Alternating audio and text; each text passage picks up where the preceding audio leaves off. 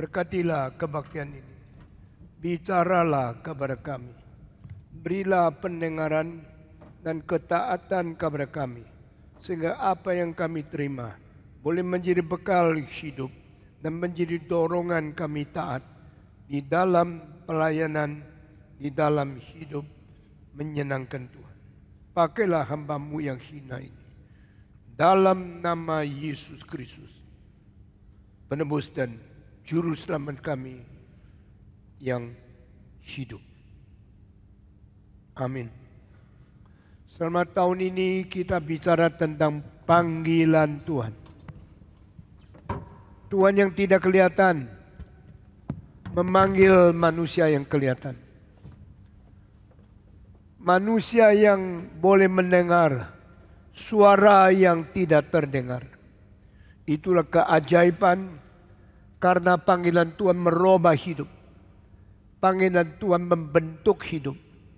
Panggilan Tuhan kepada manusia menjadi tindakan Tuhan merubah seluruh dunia melalui manusia yang peka, manusia yang taat, dan manusia yang mengerti panggilan itu.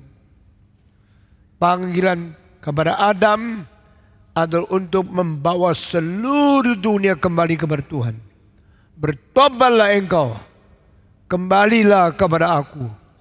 Aku akan menyelamatkan engkau dengan makhluk yang saya bunuh, mengalirkan darah menjadi tebusan umat manusia. Panggilan kepada Abraham di antara sekian banyak berjuta-juta manusia di seluruh dunia, Tuhan lihat hati yang mengenal dia. Di antara begitu banyak orang, hanya satu orang yang Tuhan lihat dari surga. Abraham. Pada waktu Abraham seorang diri, Tuhan berkata, keluar dari tanahmu, dari bangsamu, dari keluarga bapamu, pergi ke tempat yang saya akan tunjukkan kepada kamu. Di situ mulailah melalui satu orang menjadi satu bangsa, mewakili umat yang beriman kepada Tuhan. Menjadi bangsa yang beriman, taat kepada Tuhan, karena Tuhan akan memakai kaum pilihan menggenapi rencananya di dalam alam semesta. Ketiga, panggilan kepada Musa. Seorang yang dilahirkan dalam keluarga budak mendadak berubah menjadi seorang paling penting dalam istana. Tetapi dia tidak mau hidup mewah di dalam istana. Dia lebih suka kecimpung di dalam bangsa anak-anak Tuhan yang sengsara. Dan di situ mempersiapkan diri. Di situ mau menanti panggilan Tuhan. Tuhan pakai orang ini merubah seluruh nasib dunia.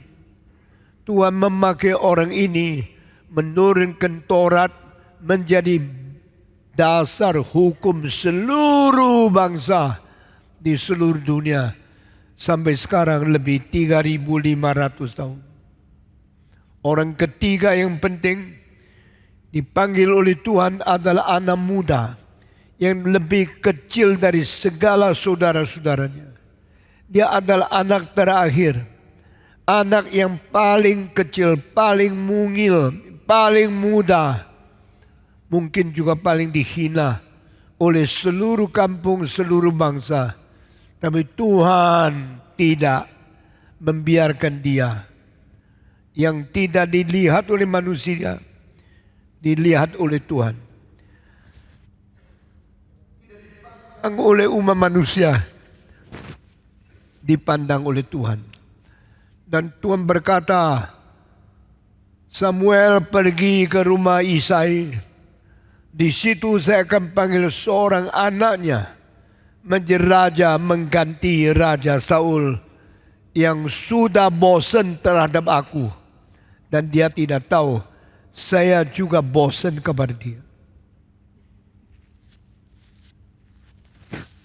pemilihan yang menjadikan seorang gagah, berani, perkasa, sehat, ganteng menjadi raja. Inilah mewakili umat dan suara manusia rakyat. Dari sejarah, dari dulu sampai sekarang, hanya dua macam kuasa. Kuasa raja yang memaksakan kehendaknya kepada umat. Kuasa rakyat yang memaksakan perubahan kepada raja. Dua macam sistem ini membentuk corak politik di dalam dunia, demokrasi atau monarki. Monarki mementingkan orang yang berkuasa, mentaklukkan seluruh rakyat harus dengar kuasa dan suaranya. Macam kedua, wakil rakyat yang memaksakan hidupnya untuk merubah raja, supaya raja tidak merajalela dan tidak menganiaya semua rakyat di bawahnya. Saudara-saudara, sistem monarki turun beribu-ribu tahun sampai sekarang masih dimiliki oleh Inggris, Denmark, Norway, Swedia, dan negara-negara kerajaan yang lain. Sistem demokrasi mulai daripada 2500 tahun yang lalu di kota Athena, Sparta, dan terus menerus sampai sekarang menjadi sistem politik di Amerika, di India, dan di negara-negara yang tidak ada raja. Yang manakah yang benar? Yang manakah yang diperkenan oleh Tuhan? Tidak tentu. Tetapi saudara-saudara, di dalam sejarah kerajaan Romawi paling besar kuasanya sudah habis, sudah ditumpas. Raja Romawi dari 742 sampai sesudah 1453, selama lebih 2100 tahun merajalela di Eropa, akhirnya berhenti, akhirnya punah di dalam sejarah. Diganti, dan mulai dari 1215 Inggris menjadi kerajaan yang dibangkitkan oleh Tuhan, bertumbuh dari pulau yang kecil menjadi kerajaan lebih besar 20 kali lipat ganda daripada kerajaan Romawi sebagai British Empire. Saudara-saudara, tetapi sejak 1215 Tuhan membuat negara Inggris menjadi bertumbuh, berkembang, terus berubah menjadi kerajaan terbesar di dalam sejarah. Wilayah yang dikuasai oleh Inggris dari barat sampai di Amerika, Kanada, dari timur sampai di India, Australia, Selandia. Tak pernah ada kerajaan lebih besar dari kerajaan Inggris. Tapi itu juga tidak kekal. Tuhan akhirnya memberhentikan kuasanya, mulai daripada kecongkakan, kesombongan, dan hati busuk untuk mau menghancurkan negara Tiongkok. Mengapa 1215 menjadi tahun yang penting di dalam perubahan politik dunia? Mengapa 1912 menjadi perubahan yang lain menghancurkan negara Inggris? Karena pada waktu seorang raja merajalela, memaksakan kemauannya untuk mentaklukkan seluruh rakyat, ini menimbulkan kemarahan Tuhan. Siapakah engkau? Hanya orang berdosa di antara semua orang berdosa, dan engkau merajalela. Engkau berani menjadi sombong seperti Tuhan. Engkau dengan hak apa mewakili saya mempermainkan nasib orang lain? Tuhan menghentikan kuasa yang disebut raja. Mulai dari tahun 1215 terjadinya revolusi politik pertama di dalam sistem monarki di dalam sejarah, melalui terdirinya satu konstitusi baru yang disebut Magna Carta. Magna Carta adalah satu lembaran baru, adalah satu babak baru, adalah satu layar yang baru di mana Tuhan hentikan kuasa monarki yang terlalu berbenam-benam. Di dalam Magna Carta mencatat, tidak ada seorang apapun yang haknya lebih besar dari hukum. Siapapun harus ditaklukkan di bawah hukum. Kalau dia bersalah, dia harus dihakimi.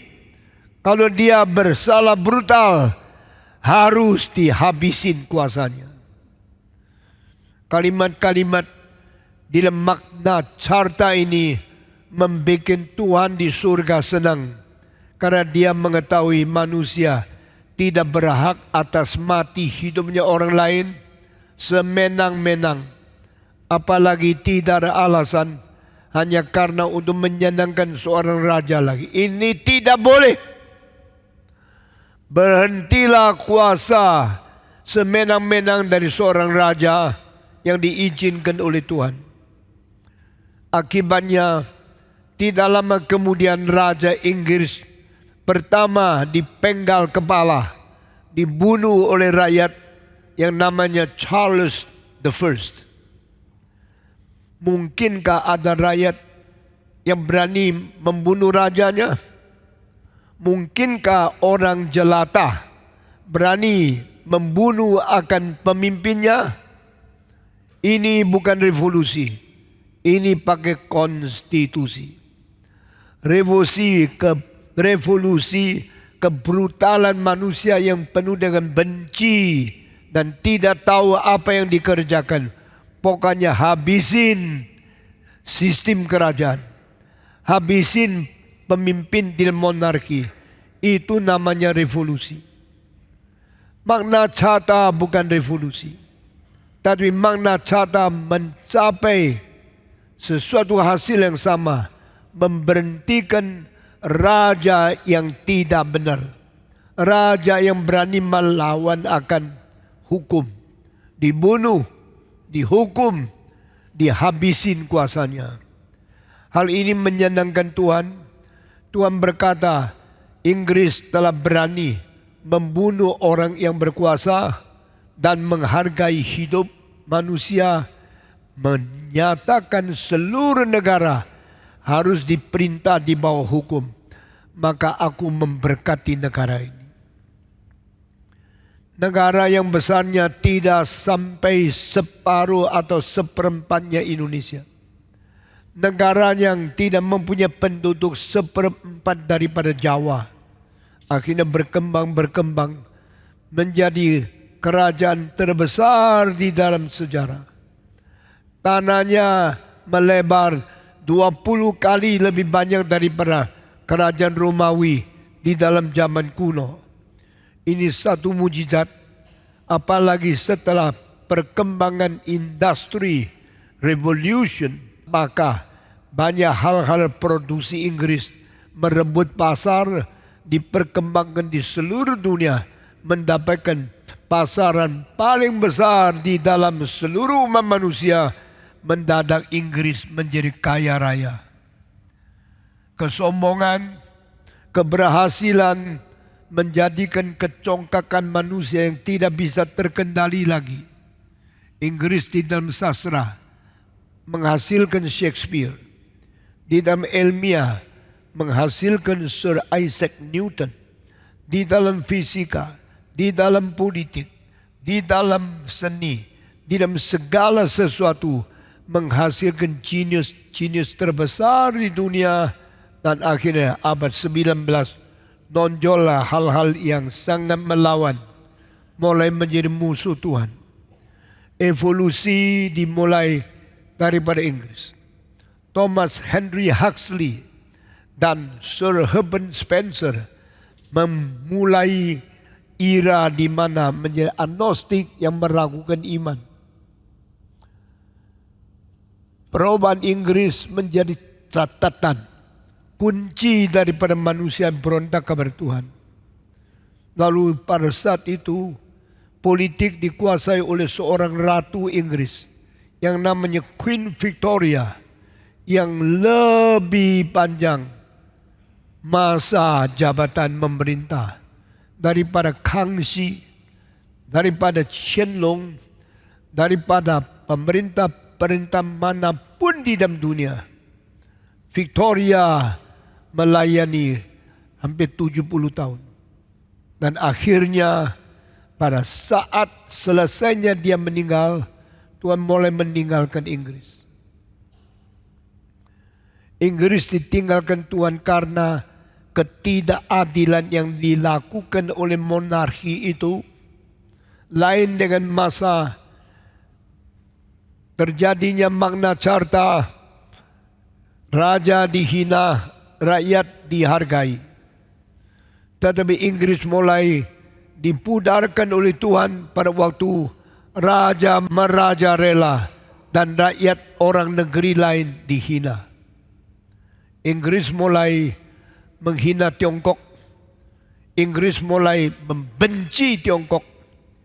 Inggris mulai menghancurkan Tiongkok dengan cara ketidakadilan yang membangkitkan kemarahan Tuhan.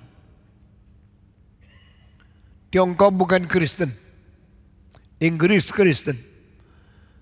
Seharusnya Inggris menjalankan makna dan dalil Kristen untuk memperdamaikan dunia. Tapi Inggris terlalu sombong, Inggris terlalu benci Tiongkok karena iri hati. Kenapa iri hati? Karena abad ke-19 orang Inggris yang kaya ditandai 3 ciri-ciri. Pertama, kalau ada uang beli sutra menjadi busana yang termahal, menjadi keenakan hidup yang paling mewah. Busana kalau bukan dari sutra, itu bukan orang kaya. Dan sutra tidak dibikin di India, tidak bikin di Rusia. Sutra hanya dibikin Tiongkok sejak kira-kira 2200 tahun yang lalu. Orang barat ketinggalan 1600 tahun. Mereka tak ngerti bagaimana bisa membuat kain yang tipis tapi panas. Bagaimana bisa bikin kain yang tipis tapi dingin. Pada musim dingin pakai sutra anget. Pada musim panas pakai sutra dingin. Ini rahasia hanya dimengerti oleh Tiongkok. Kalau engkau pakai wool, pakai jaket yang tebal, musim dingin engkau anget, tapi beratnya bikin engkau hidup, jalan, gerak, semua berat. Engkau bosan hidup di dunia. Setelah engkau ganti sutra, ringan, enak, bebas, tetapi anget sekali. Rahasia di mana? Rahasia di bahannya. Hanya Tiongkok yang bisa bikin sutra. Orang Inggris susah sudah kumpulkan uang, cari uang, tabung uang untuk beli sutra. Setelah orang Inggris yang kaya semua beli sutra. Sutra di Tiongkok laku luar biasa. Dan uang pound sterling mengalir daripada British Empire ke dalam kantong orang Tionghoa. Orang Tionghoa menjadi kaya bukan karena militernya kuat, bukan karena kapal perangnya canggih, bukan karena bom atom mereka maju, tapi mereka pakai sutra mentaklukkan dunia.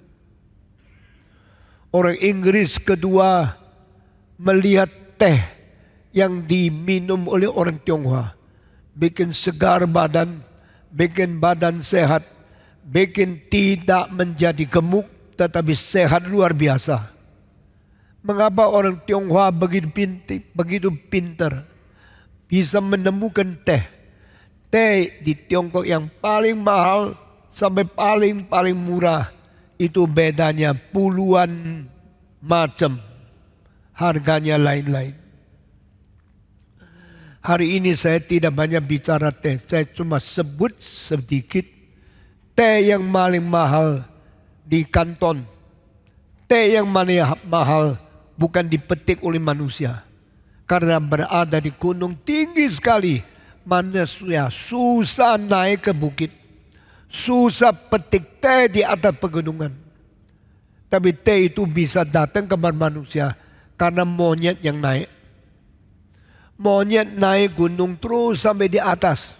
Diperintah ke manusia, ambil teh ini. Nanti saya kasih makan yang enak. Monyet-monyet itu pegang akan daun teh daripada carang pohon teh. Lalu petikkan daunnya, dilempar turun. Tidak dibawa turun. Tidak diusung turun. Dengan tali-tali atau tempat-tempat. Tapi dibuang begitu saja. Kena angin kibar ke sini, kibar sana. Yang turun tidak sampai 1%. Dan teh itu bagusnya. Khasiatnya, hasilnya diminum, sangat sehat dan kuat. Itu teh mungkin 100 kali lebih mahal dari teh yang paling mahal di Indonesia. Dan itu waktu dijual ke Inggris, mereka dapat uang banyak sekali. Teh daripada gunung yang lain lebih rendah. Semua tidak seharga tinggi seperti itu. Itu namanya malaumat. Malau bahasa Canton itu monyet. Malaumat yang dipetik oleh monyet. Saya pernah makan teh itu. Saya makan satu malam terus lihat internet tak bisa tidur. Sangat gayanya membuat semangat luar biasa. Saya makan satu kali kapok sampai sekarang tak berani makan lagi. Sebenarnya bukan tak berani makan. Tak ada kesempatan makan teh yang mahal seperti itu. Karena tak tahu dibeli di mana. Orang yang kaya sekali di Kuala Lumpur setelah dengar khotbah mengundang saya makan teh satu kali, kapok seumur hidup. Malaumat. Teh yang mahal dibikin di Sri Lanka. Teh yang mahal bikin di Hainan. Teh yang mahal diminum oleh orang Suatau, orang Pontianak, orang Tiongkok yang kaya sekali. Itu dijual ke Inggris. Inggris senangnya teh yang bagus itu. Mereka kirim uang, bayar mahal. Pound sterling mulai mengalir dari London ke Kanton. Dari Inggris ke Cina. Orang Cina jadi kaya bukan karena militer, bukan karena industri, bukan karena produksi-produksi lain yang bikin mereka untung banyak, tapi dengan sutera yang modalnya dari ulat-ulat. Orang Tionghoa menjadi kaya karena teh yang ditanam di gunung-gunung tinggi yang modalnya sedikit, untungnya banyak. Orang Tionghoa dengan mengambil tanah liat yang warnanya putih di sekitar bukit di Qingdezhen dekat Jiangxi Province. Lalu bikin piring, bikin porselin, bikin hal-hal yang tidak mungkin dimengerti oleh orang Barat. Orang Itali terus lihat kenapa porselin orang Tionghoa bunyinya lain. Porselin yang paling mahal di dunia yang dari Cina, Qingdezhen. Kedua dari Jerman, Mason. Ketiga daripada Inggris itu adalah Woolwich. Yang dari Jerman, Mason. Yang dari Belanda, Delft. Yang dari Prancis, La Ardo. Mahal sekali. Tapi waktu diting, suaranya tek tek tek, tong tong tong. Tetapi yang dari Cina, ting, berdetik-detik tidak berhenti. Kenapa porselin Cina begitu bagus? Porselin Cina begitu jernih suaranya. Porselin Cina begitu indah, begitu halus, begitu kilap. Orang luar tidak ngerti. Orang Italia bilang, orang Cina pasti membuat hancur kerang-kerang sehingga menjadi bubuk. Dari bubuk itu bikin porselin. Maka mereka menyebut rahasia Cina bikin porselin. Nama Italia ada Porcellino. Porcellino berarti kerang-kerang yang ditumbuk lalu dibikin satu bahan untuk membuat piring yang terbaik. Dari kerajaan Italia, dari bangsawan Jerman, dari kerajaan istana dan semua tempat paling kaya di Inggris, di Jerman, di Belanda, di Perancis. Semua aristokrat, semua orang kaya kepingin mendapatkan porselin yang baik. Tak bisa, kecuali beli dari Qingdezhen. Kota yang kecil di Jiangxi Province mempunyai lebih 1000 pabrik bikin porselin. Setiap rumah itu mempunyai asap. Bikin seluruh kota itu abu-abu, gelap seperti mau hujan. Tetapi bukan karena awan gelap yang menjadi hujan, tetapi adalah asap dari pabrik yang membakar porselin. Kota Qingdezhen menghasilkan porselin terbaik yang dikirim ke istana Buckingham, yang dikirim kepada itu istana di Berlin, yang dikirim ke istana di Belanda, yang dikirim di istana di Versailles. Saya pergi sendiri melihat apa yang berada lebih baik daripada yang dibikin di Inggris, lebih baik dari yang dibikin di Jerman. Di semua istana-istana saya melihat porselin Cina dipasang di dalam. Untuk mendapatkan porselin yang mahal, uang Jerman, uang Inggris, uang Belanda, uang Perancis ngalir ke Tiongkok. Tiongkok menjadi kaya bukan pakai militer, pakai porselin, pakai teh, pakai sutra. Setelah uang ngalir ke Tiongkok, Tiongkok menjadi kaya, Inggris mulai menjadi miskin. Karena pound sterlingnya terus dikerok oleh orang Tionghoa. Mata mereka menjadi merah, hati mereka menjadi iri, dan mereka mulai benci orang Tionghoa. Orang Tionghoa begitu pintar, begitu hebat, bikin produksi yang terbaik. Begitu dapat uang, mari kita merebut kembali uang mereka. Bagaimana rebut? Jadi perampok, ini ilegal. Bagaimana cara menipu? Kalau bisa menipu sampai orang Tionghoa rela bayar, beli barang Inggris, kita ambil uang kembali. Tapi barang Inggris sampai di Tionghoa, orang Tionghoa lihat, barang apa itu? Tak ada satu yang mau dibeli. Orang Tionghoa simpan uang senang, simpan barang dah senang. Orang Tionghoa tabung uang senang, uang masih banyak, makin juga tidak dikasihkan orang lain. Mereka turunkan uang kepada anaknya. Akhirnya anaknya berperang, mati-matian merebut uang, sampai bunuh, saling membunuh. Inilah kebudayaan manusia. Maka pada waktu Inggris membatas kuasa raja, membuat Magna Carta, menghargai rakyat, membatas kuasa daripada kerajaan. Tuhan senang. Tuhan berkata, saya akan memberkati Inggris. Bertumbuh, bertumbuh, bertambah, berkembang, menjadi kaya, menjadi raya. Sehingga sampai 1815, persis 600 tahun. Negara Inggris melampaui Perancis, melampaui Spanyol, lebih melampaui akan Portugis, melampaui Jerman, melampaui Prusia, lebih melampaui Austria, lebih melampaui Italia. Inggris menjadi negara paling kaya, menghasilkan sastra terbaik, yaitu dari Shakespeare yang melebihi dari Molière di Perancis, menghasilkan ilmiah paling kuat seperti Sir Isaac Newton daripada Eugene dan orang-orang lain di Inggris dan Belanda, menghasilkan sastra, menghasilkan syair, menghasilkan segala sesuatu paling makmur di dunia. Inggris merajalela.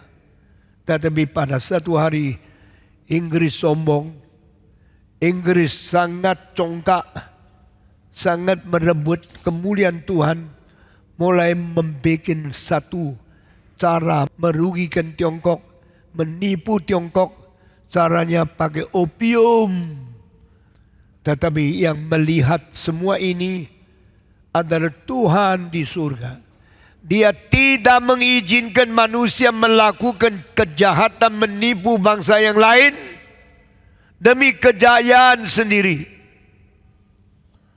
Mari kita bukan secara rohani, mari kita merasa mengenai common grace.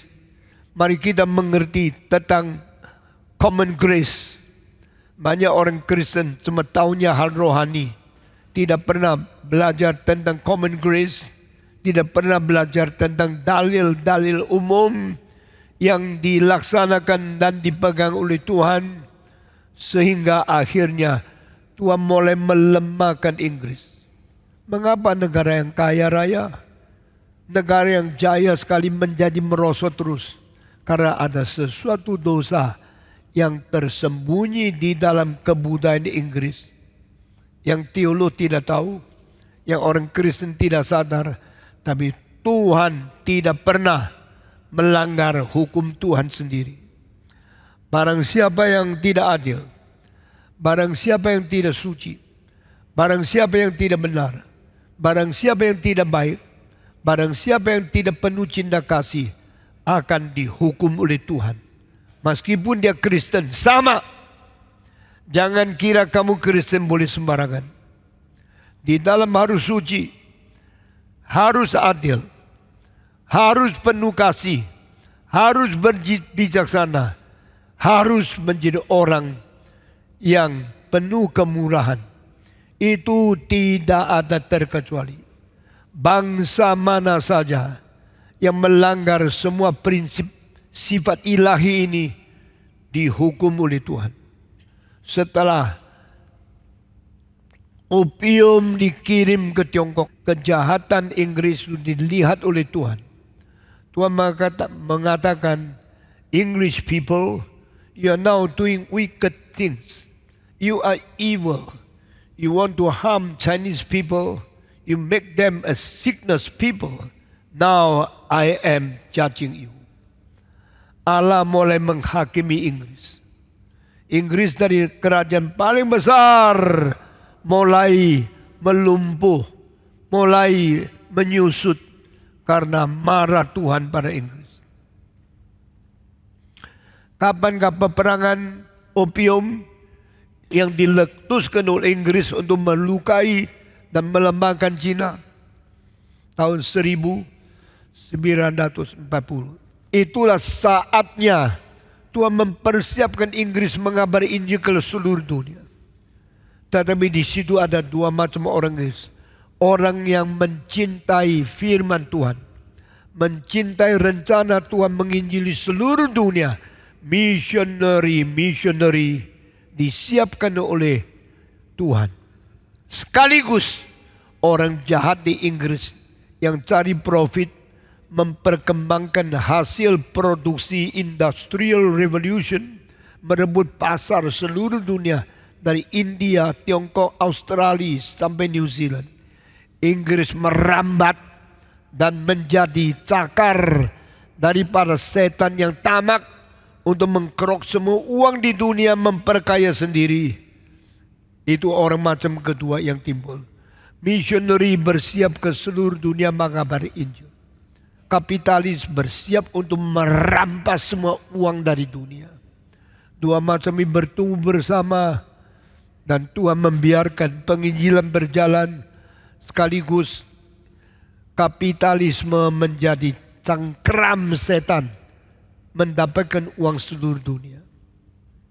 Tuhan berkata, karena kejahatan hatimu, karena motivasimu merusak orang lain, saya akan menarik kembali anugerah berkatku. Saya akan menyusutkan negaramu. Saya akan membuat negara mulai hancur. Kapankah mulainya hancurnya Inggris? Ratu terbesar, Queen Victoria yang berkuasa di seluruh dunia menjadi manusia paling berkuasa. Lebih 70 tahun menjadi ratu. Seluruh dunia dikuasai oleh dia. Dia ratu Inggris. Dia ratu India. Dia ratu di Australia. Dia ratu di New Zealand. Tapi saudara-saudara, setelah dia selesai. Setelah dia berhenti kuasa Inggris. Setelah dia, Tuhan ambil kembali anugerahnya, membiarkan Inggris menurun. Tanda turunan Inggris yang paling terjadi pada 1912. Kapal terbesar. Lebih 100.000 ton. Kapal Indonesia cuma berapa ratus kilo. Sampan. Kapal Tiongkok paling banyak 260 ton. Tetapi kapal di Inggris sudah sampai 100.000 ton. Pandangnya 260 meter. 3,5 kali gereja ini panjangnya. Bisa masuk ribuan orang. Boleh main bulu tangkis di dalam. Boleh nonton opera di dalam opera house. Bisa main basket, football di dalamnya. Terapung seperti pulau besar bikinan manusia. Ribuan orang. Ayo, mari kita pergi Amerika. Ayo, kita pergi Tamasya. Kita piknik, kita hidup. Kita menjadi orang wisatawan duniawan. Mereka beli tiket mahal sekali. Pada tahun 1911. Laku 3.000.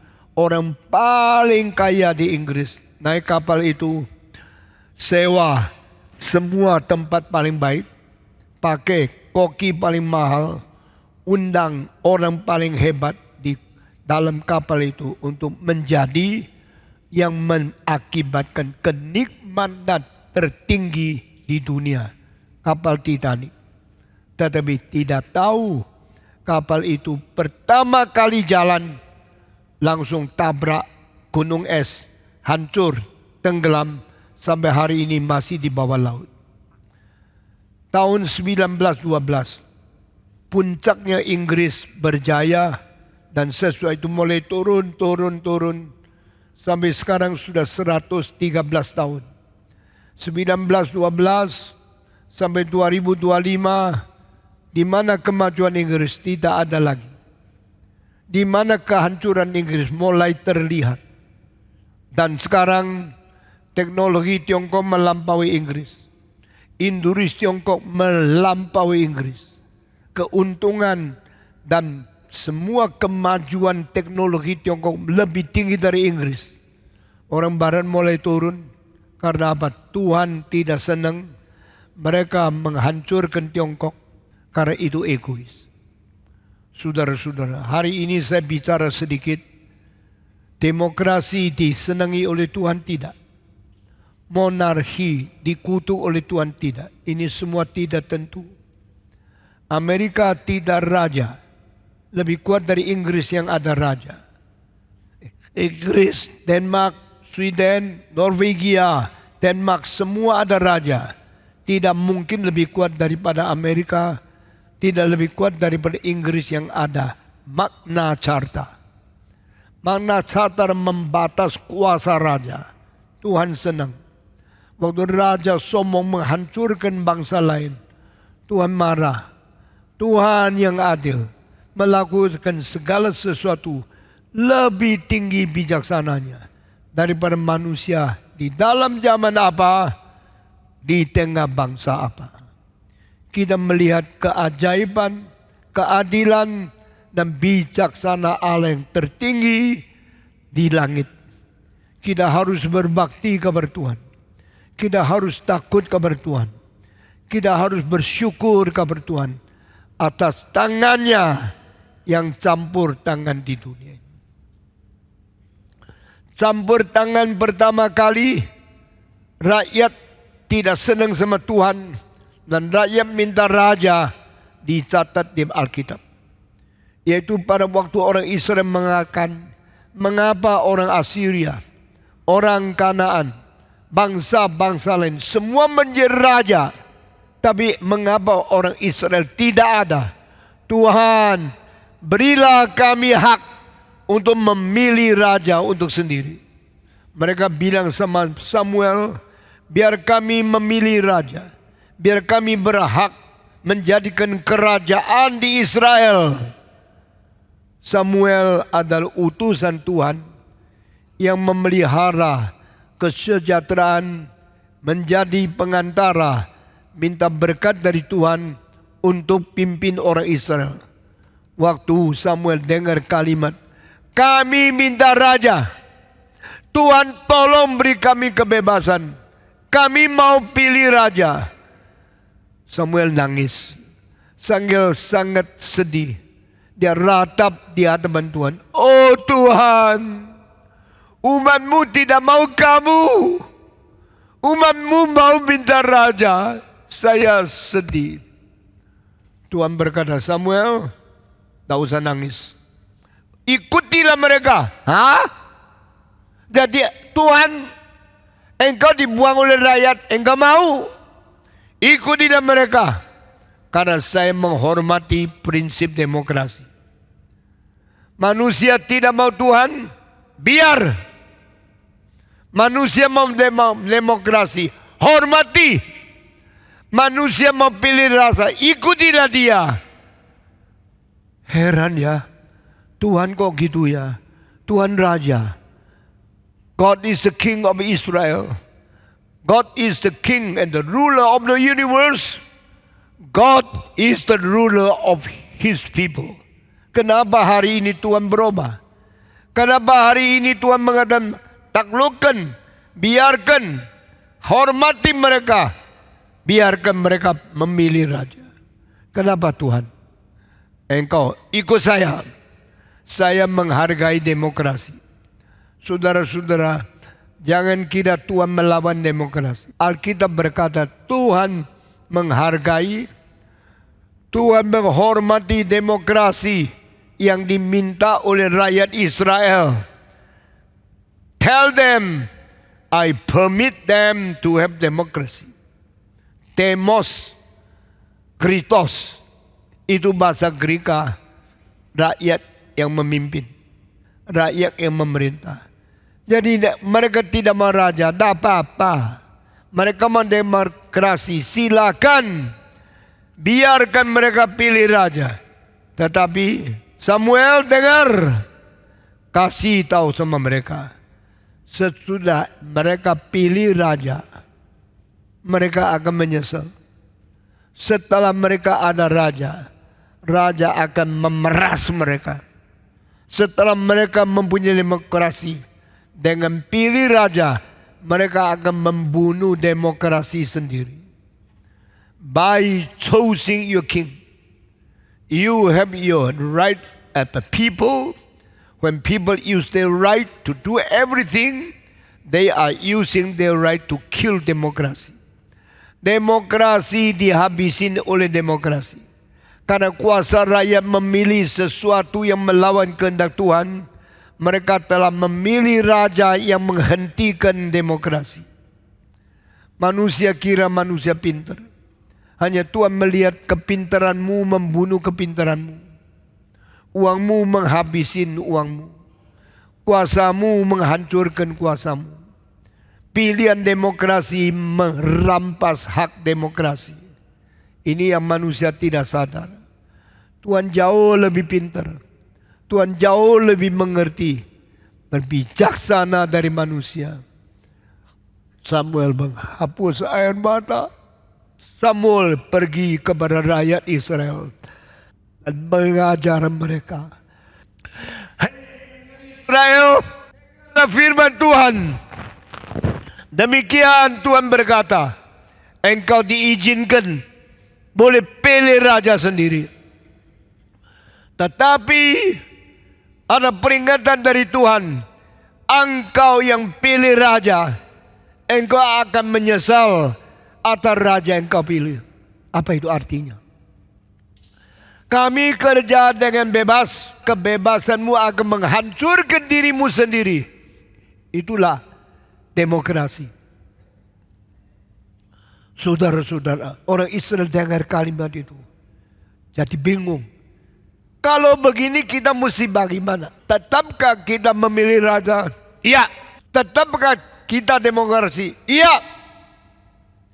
Kita tidak perlu lagi menghargai Tuhan. Tidak perlu lagi taat kepada Allah.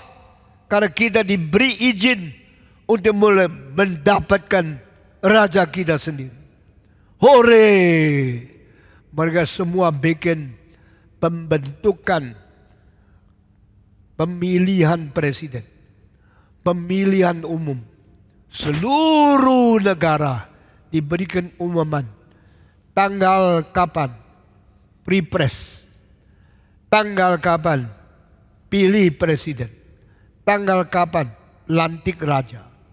Semua dibentuk. Semua partai ikut.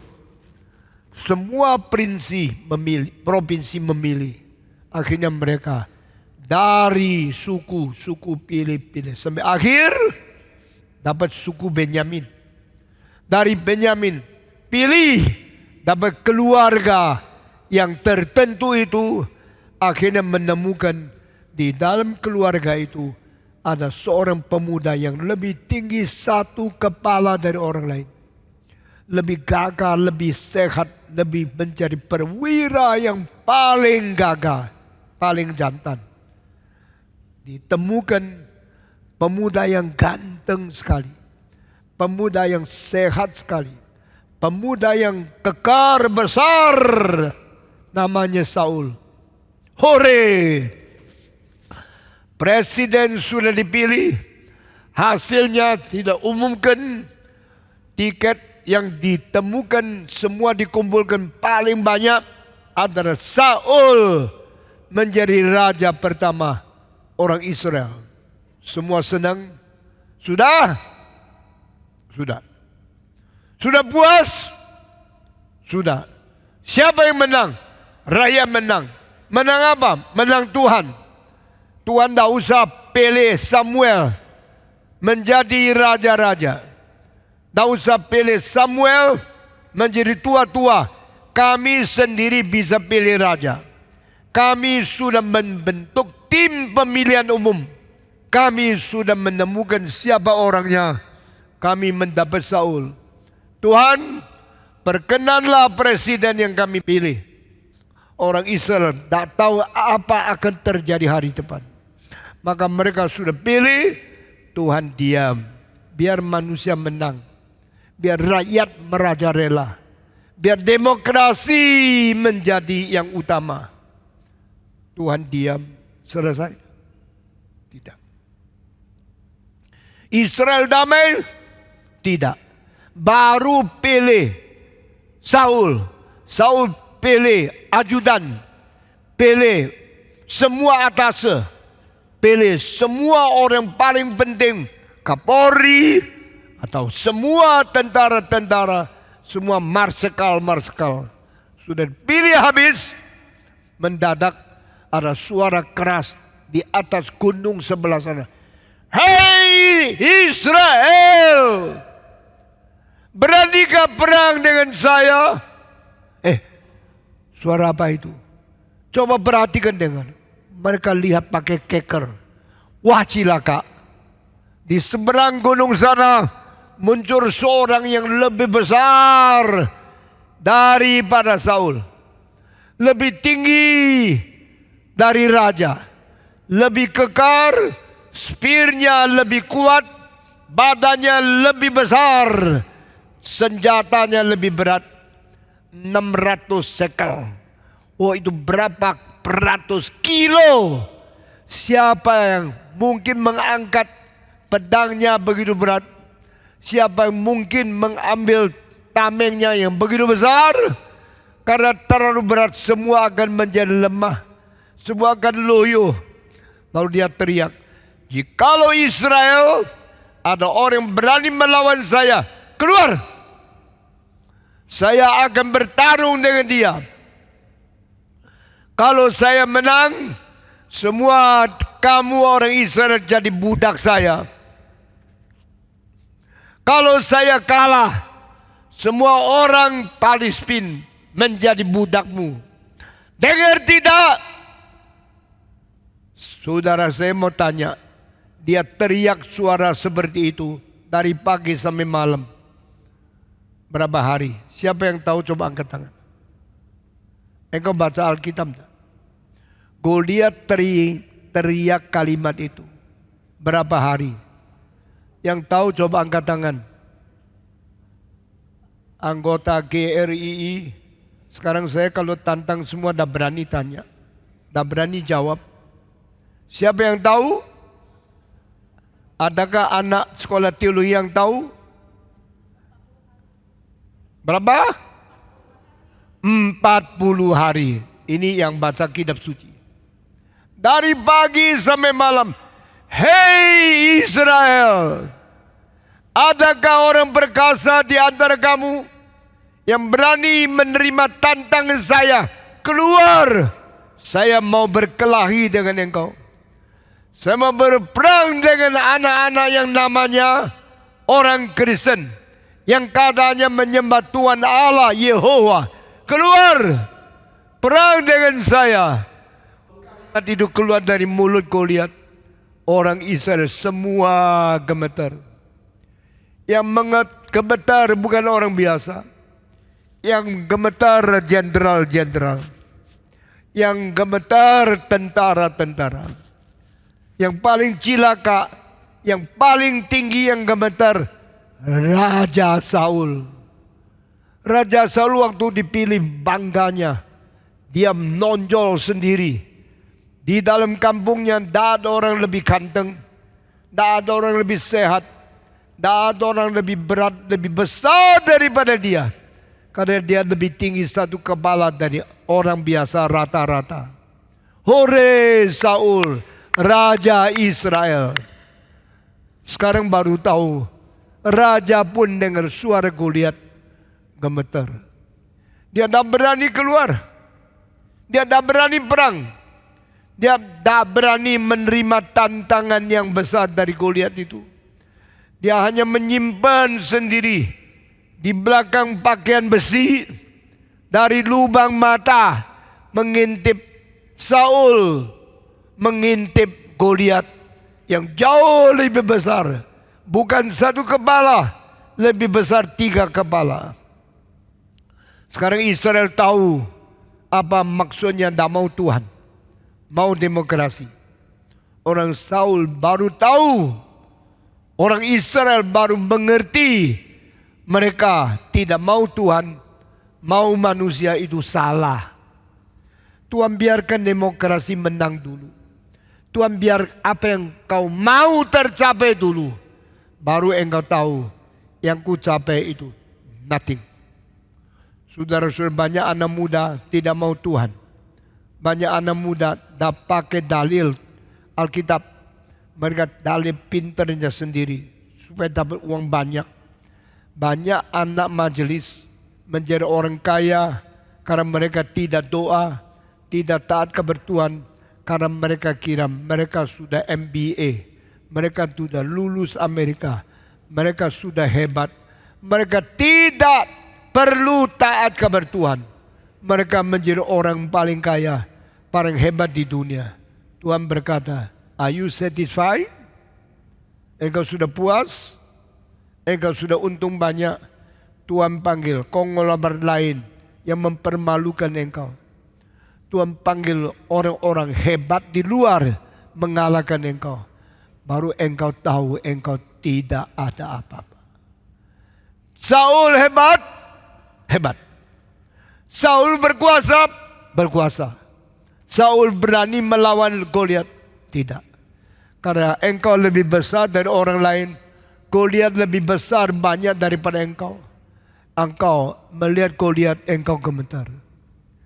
Manusia yang tidak mau Tuhan bersandar kepada diri. Ketahuilah yang kau sandar terbatas. Yang kau punya uang terbatas. Engkau punya kuasa terbatas. Jangan bersandar ke berkuasamu. Jangan bersandar pada orang kayamu. Jangan bersandar kepada uangmu. Pada waktu gereja Reform Injili didirikan, pendetamu ambil keputusan. Sandar Tuhan, tidak boleh sandar kepada konglomerat. Tidak boleh sandar pada orang kaya di dunia. Hanya berdoa kepada Tuhan. Minta Tuhan pimpin. Sudah 36 tahun lewat. Dari tahun 1989. Sekarang 2025. 36 tahun sudah lewat. Prinsip GRI tetap sama. Tidak boleh mengandalkan manusia. Tidak boleh mengandalkan politik. Tidak boleh mengandalkan orang kaya. Tidak boleh mengandalkan uang. Kita hanya takluk di bawah Tuhan Allah. Tuhan pimpin kami. Kami tidak ada kuasa politik. Kami tidak ada backing daripada tentara. Kami tidak ada apapun yang kami andalkan. Kecuali Engkau Tuhan kami yang hidup. Menjadi Raja. Menjadi Tuhan. Di dalam gereja Reform Injili Indonesia. Waktu Goliat berteriak, Saul gemetar. Saat itu Tuhan berkata, Samuel, sekarang bangkit, pergi ke rumah Isai. Oke, Tuhan saya taat. Orang tua itu jalan kaki, berapa puluh kilometer saya tidak tahu. Tapi yang menjadi hamba Tuhan harus rajin, harus tunduk, harus tekun menjalankan kehendak Tuhan.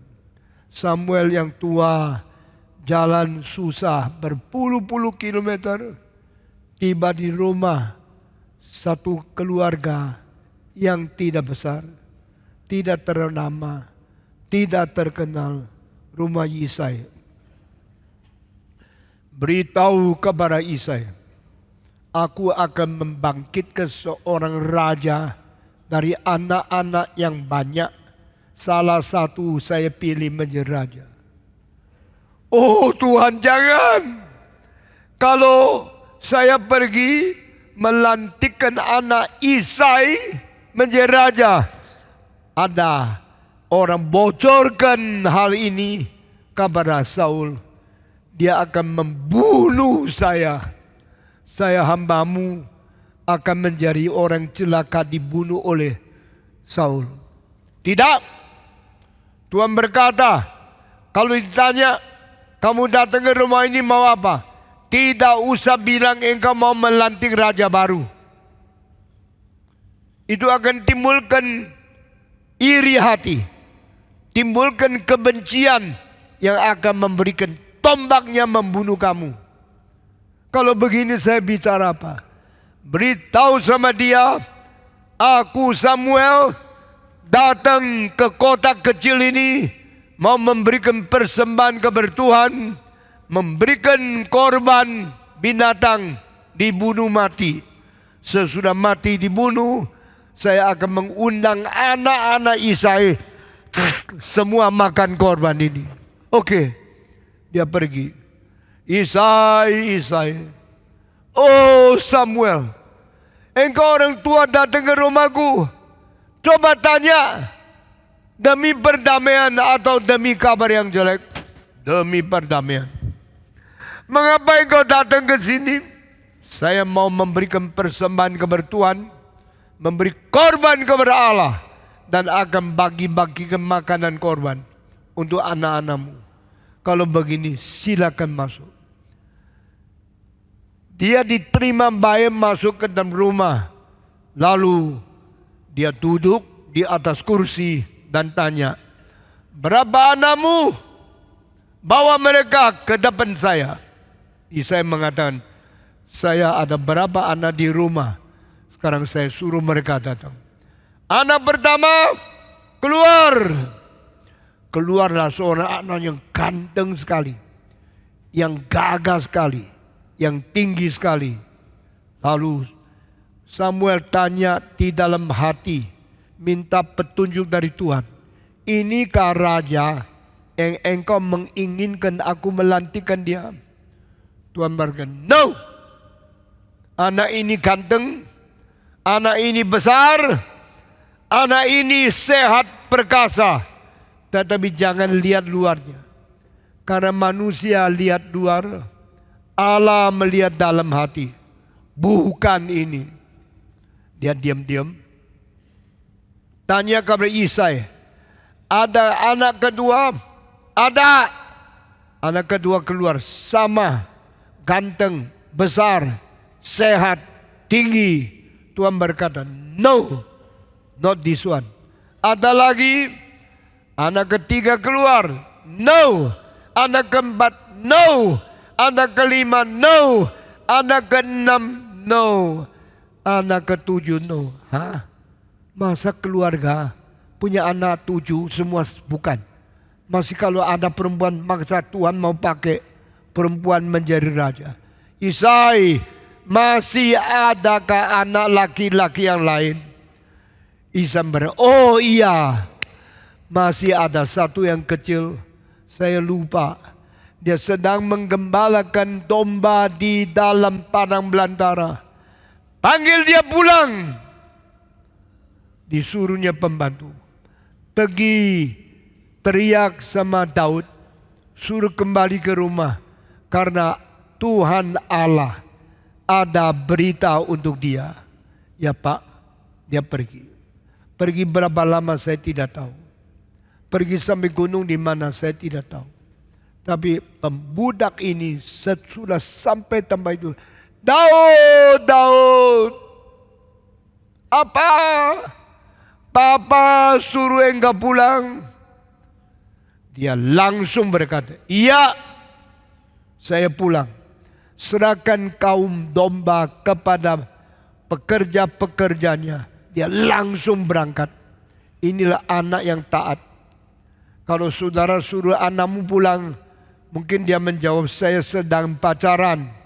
Saya tidak waktu pulang. Sedang tanda tangan untuk berdagang dengan orang konglomerat. Saya tidak bisa pulang.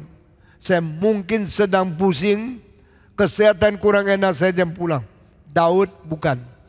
Daud setiap taat, setiap waktu mengikuti apa yang diperintahkan oleh papanya.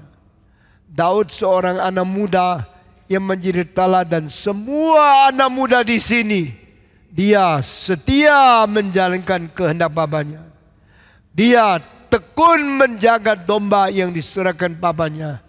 Dan dia sungguh-sungguh menjalankan tugas yang sesuai dengan panggilan Tuhan. Alkitab mengatakan, waktu dia menjaga dombanya, datanglah singa. Singa langsung mengambil seekor domba. Daud tidak takut. Dia langsung ke depan, berkelahi dengan singa, merebut dombanya keluar dari mulut singa. Anak muda yang berani seperti ini di dalam kitab suci tak pernah dicatat kecuali satu. Simson pernah membunuh singa. Orang kedua, Daud merebut dombanya dari mulut singa. Dia seorang anak remaja. Tak pernah tercatat namanya terkenal di mana-mana. Tak pernah diketahui menjadi orang terkenal di Israel. Tapi Daud sendiri mengatakan, when the lion come to catch my lamb, I try to fight with him and get back the ram from his mouth. Aku merebut dombaku keluar dari mulut singa karena aku mencintai domba. Saya tanya, ada pendeta mencintai domba seperti ini di GRI? Adakah hamba Tuhan mengasihi sayangi apa yang direbut oleh singa seperti ini? Bukan saudara singa. Kadang-kadang yang datang itu beruang, mengambil dombaku. Saya memukul beruang. Saya keluarkan dombaku dari mulut daripada beruang itu. kembalikan dia ke tempat yang tenang. Orang inilah, orang setia seperti ini, orang berani seperti ini, orang tidak memperduli kesehatan, tidak memperdulikan hidup matinya sendiri, mencintai umat Tuhan, mencintai domba Tuhan. Orang seperti inilah Tuhan berkata, aku akan jadikan dia raja orang Israel. Saudara-saudara, pada waktu Daud tua, satu hari dia duduk di kantor, tulis satu syair. Yehova adalah gembalaku, aku tidak sampai kekurangan. Itu Mazmur berapa? Mazmur berapa? 23. Itu pengalaman dia sendiri. Dia bagaimana mencintai domba. Dia membayangkan Tuhan Allah mencintai dia. Dia seorang hamba Tuhan, seorang penggembala yang mengikuti cara Tuhan mengasihi dia. Dia juga ikut teladan mengasihi domba. Orang seperti inilah yang dihargai oleh Tuhan. Orang seperti inilah yang boleh mengganti Saul menjadi raja Israel. Saudara-saudara, kita bersyukur kepada Tuhan. Tuhan tidak melihat karena dia kecil, karena dia bungsu, karena dia paling lemah dan tidak mau pakai dia, tetapi karena beraninya, karena setianya, karena tekunnya, karena pintar dan menjaga domba dengan penuh belas kasihan. Tuhan berkata, I am choosing you. I want to anoint you. I want to use you as the king of Israel. Raja Israel diterima oleh Tuhan karena dari kecil setia, taat kepada Bapa, jalankan tugas, tekun kepada kewajibannya, dan berani mati membela dombanya. Siapakah di antara kita yang akan dipakai Tuhan menjadi hamba yang setia, menjadi raja yang berguna, menjadi seorang penggembala yang tekun menjaga. Hari ini saya khotbah sampai di sini saja. Kiranya Tuhan memberikan kekuatan kepada kita. Kita akan meneruskan panggilan Tuhan untuk orang namanya Daud ini menjadi orang raja yang paling setia. Dan dia adalah satu-satu orang yang melampaui Musa, melampaui Abraham, melampaui Nabi Yesaya. Karena dia mengerti Kristus lebih dari siapapun dalam sejarah. Maafkan saya mengatakan, Daud adalah teolog terbesar di dalam iman Kristologi sepanjang sejarah, dari Tuhan mencipta langit bumi sampai Yesus datang kembali. No one in the history is more than understanding of David concerning Kristologi. Daud adalah teolog terbesar mengenai Kristologi. Kalau bukan Daud, kita tidak tahu Yesus anak Allah.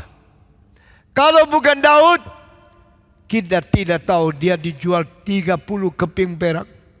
Kalau bukan Daud, kita tidak tahu dia bangkit pula dari antara mati. Kalau bukan Daud, kita tidak tahu Yesus naik surga, duduk sebelah kanan Allah Bapa.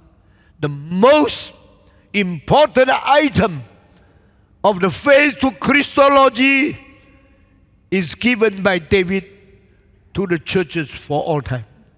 Gereja dari zaman ke zaman hutang kepada Daud, karena Daud yang paling mengerti Kristus. Daud yang mentegakkan doktrin Kristologi untuk gereja semua, termasuk gereja Reform Injil. Kiranya Tuhan memberkati kita. Mari kita semua tunduk kepala kita masuk dalam doa. Saya minta pendeta siapa yang di sini naik ke atas, pimpin kita dalam doa. Kita bersyukur mendengarkan khotbah hari ini. Mari kita berdoa bersama-sama. Semua tunduk kepala, Pendeta Daniel Berdana, pimpin kita dalam.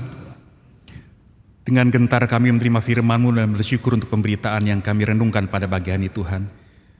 Dan kami bersyukur untuk hidup yang sudah ditebus oleh Tuhan kami Yesus Kristus yang diberitakan oleh hamba-Hamba-Mu, Abraham, Musa, Daud, ketika iman kami disampaikan kepada Tuhan, Juru Selamat, Penebus dan Raja kami yang agung, Tuhan kami Yesus Kristus. Kami bersyukur untuk hidup yang baru yang Kau anugerahkan, kami bersyukur untuk setiap panggilan yang Kau teguhkan, dan kami bersyukur untuk setiap pekerjaan baik yang Kau limpahkan di dalam hidup kami sebagai umat dan gereja-Mu. Terpujilah nama-Mu Tuhan, di dalam nama Tuhan Yesus Kristus kami berdoa dan kami bersyukur.